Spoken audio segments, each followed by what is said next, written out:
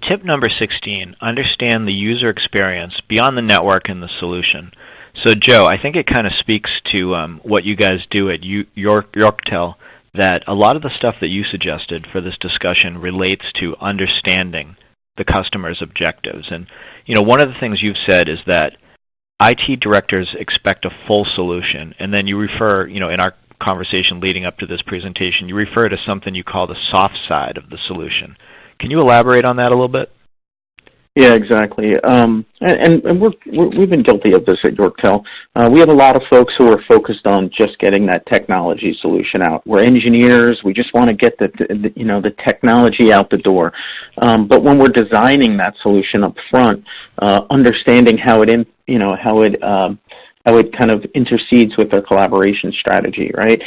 Understanding the end user. When we're delivering on these systems, and some of our biggest customers today, they're really seeing value. And when we go beyond just the technology, right? Customers are struggling with video technology or AV technology that maybe has been there for a long time. The end user experience is different in every single building, right? We're looking for those customers who are saying, oh, let's build a collaboration strategy. Let's really understand that collaboration strategy and how we fit as the integrator into that.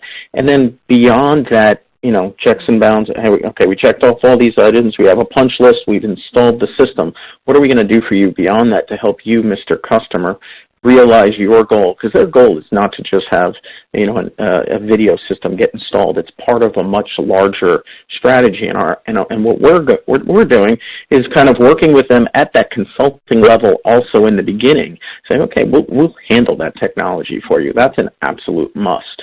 But there's money on the table to go and help that customer realize their communication of their new service or technology to their end user community, and maybe doing training, maybe doing adoption services, maybe doing some hand-holding after the fact to make sure that the administrative assistants, for example, know what to do when they're implementing, when they're using these systems.